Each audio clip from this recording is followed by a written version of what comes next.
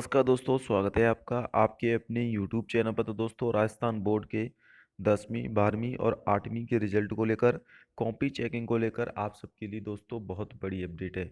Video को पूरा जरूर देख लेना। साथ में अगर आपने चैनल को सब्सक्राइब नहीं किया है तो चैनल को जरूर सब्सक्राइब कर लें, राजस्थान बोर्ड की लेटेस्ट अपडेट सबसे पहले प्राप्त करने के लिए। तो दोस्तों, 10वीं के पेपर समाप्त हो चुके हैं। 12वीं के 11 मार्च को हो जाएंगे। 8वीं के भी जल्दी ही पेपर आपके समाप्त होने वाले हैं। हालांकि अभी होली के अवकाश हैं, लेकिन दोस्तों इसी बीच में नए सत्र की घड़ी शिक्षा विभाग ने रिजल्ट को लेकर कमर कसी है।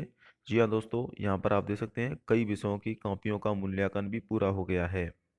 अगर बात करें दोस्तों, प्रभारी जो बोर्ड प्रभारी उन्होंने कहा है कि मूल्यांकन केंद्र पर अब तक कक्षा 10वीं के अंग्रेजी, हिंदी, सामाजिक विज्ञान के अलावा 12वीं के अंग्रेजी, भौतिक विज्ञान यानी कि फिजिक्स, संस्कृत, हिंदी व विज्ञान की कॉपियों की जांच हो चुकी है। यानी कि मूल्यांकन जल्दी से जल्दी किया जा रहा है और इसकी डिजिटल मॉनिटरिंग भी की जा रही है। अधिकारियों द्वारा नियमित निरीक्षण की प्रगति की समीक्षा की जा रही है।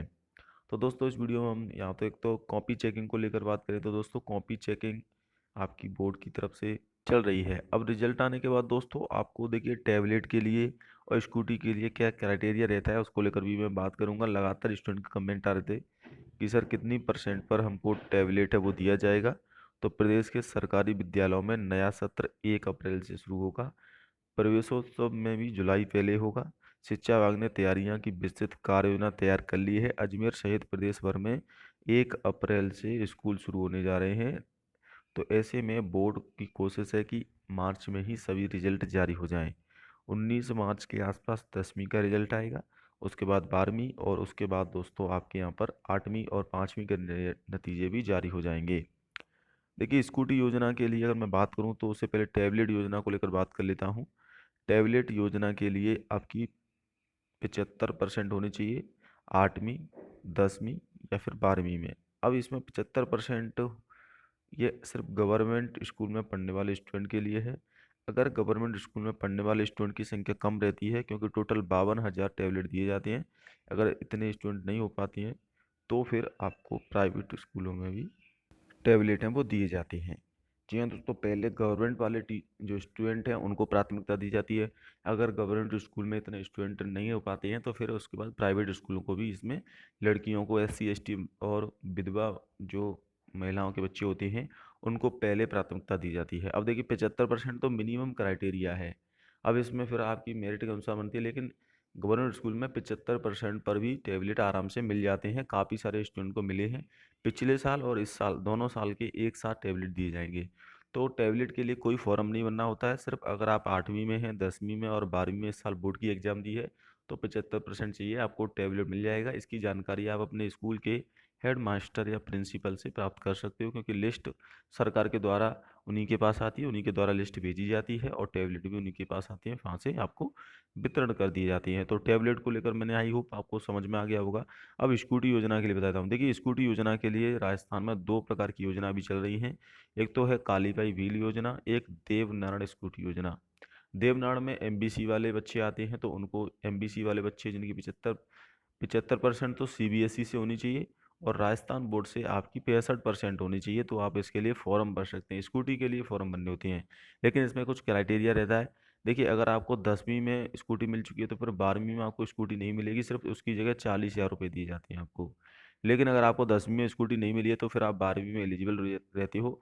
लेकिन 12वीं में आप तभी एलिजिबल रहोगे, उसके लिए आपको एक तो, अगर आप CBSE बोर्ड से आपने 12th किया है इस साल तो 75% होनी चाहिए। अगर आप राजस्थान बोर्ड से किया है तो इसके लिए 65% होनी चाहिए। और इसमें छूट भी मिलती है। अनुसूचित जाति, ST ST वर्ग की जो महिलाएं हैं, 10वीं के बाद 11वीं 12वीं में पढ़ रहे हैं तो भी वो पात्र रहते हैं। अनिवार्य शर्तें ये हैं कि दोस्तों, 12वीं पहली एक ही बार में आपकी पास होनी चाहिए। ऐसा नहीं हो कि आप दोबारा 12वीं का एग्जाम दे रहे हो तो फिर आपको उसमें एलिजिबल नहीं माना जाता है, पहले प्रयास में ही होना चाहिए।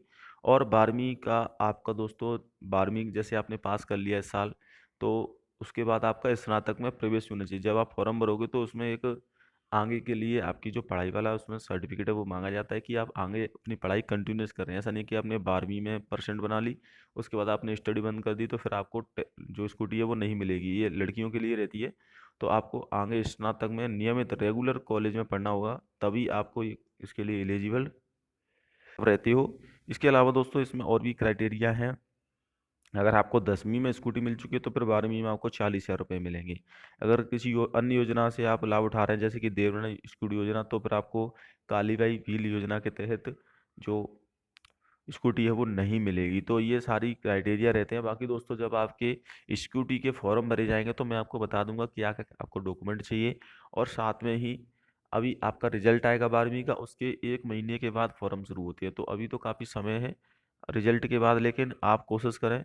ये अब काफ़ी सारे स्टूडेंट कमेंट करेंगे सर 65% पर स्कूटी मिलेगी। देखिए 65% तो एक क्राइटेरिया है, यानी कि मिनिमम क्वालिफिकेशन, इतने अंक तो चाहिए। इससे ऊपर आपके यहाँ पर देखिए कितने फॉर्म भरे जाते हैं, उस पर आपकी मेरिट डिपेंड करती है।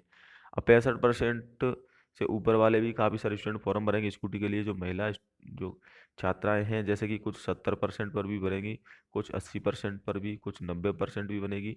तो वहाँ पर आपका स्कूटी में फिर आपकी कट ऑफ बनती है, इसमें एक तरह से कट ऑफ या मेरिट लिस्ट निकलती है। फिर उसमें आपकी किसी में 80% पर, किसी कैटेगरी में 80% पर आपको टैबलेट मिल जाती है, किसी में 90% पर। लेकिन मिनिमम 65% तो होनी चाहिए, तभी आप इसके लिए फॉर्म भर सकते हो। तो ये क्राइटेरिया है। बाकी मेरिट पर डिपेंड करती है कितने छात्रों ने इसमें, कितने नंबर वाले छात्रों ने इसमें स्कूटी के लिए आवेदन किया है। तो ये स्कूटी योजना के लिए मिनिमम क्वालिफिकेशन है, ना कि आपको कि 65% पर मिल ही जाएगा। बाकी अगर फॉर्म कम आते तो कम नंबर पर आपको स्कूटी मिल जाएगी। 75% पर टैबलेट मिलती है, इसके लिए इतनी ज़्यादा मेरिट हाई नहीं रहती है। 75% के आसपास 80% तक आराम से आपको टैबलेट मिल जाता है। तो दोस्तों कॉपी चेकिंग लगभग पूरी हो चुकी है, अभी मैंने आपको बता दिया है। बोर्ड चाहता है कि 1 अप्रैल से नया सत्र शुरू हो जाए। प्रदेश के सरकारी स्कूलों में लाखों स्टूडेंट, पहले क्या होता था कि जून से या जुलाई से जो स्कूल हैं वो स्टार्ट होते थे, लेकिन अब ऐसा नहीं होगा। अब 2 महीने पहले स्कूल जो है शुरू हो जाएंगे 1 अप्रैल से, और पढ़ाई भी आपकी स्टार्ट हो जाएगी। बीच में ज़रूर आपके जून के महीने में 15 से 20 दिन की छुट्टियां दी जाएंगी, गर्मियों की छुट्टियां, क्योंकि उस समय गर्मियां ज़्यादा पड़ती हैं। बाकी स्कूल कंटिन्यू चलेंगे, अब इतनी स्कूल में छुट्टियां नहीं हुआ करेंगी। आशा करता हूं दोस्तों आपको वीडियो पसंद आए। वीडियो को शेयर जरूर करें, चैनल को भी सब्सक्राइब कर लेना। बाकी कोई भी डाउट है तो आप मुझे कमेंट करके पूछ सकते हैं।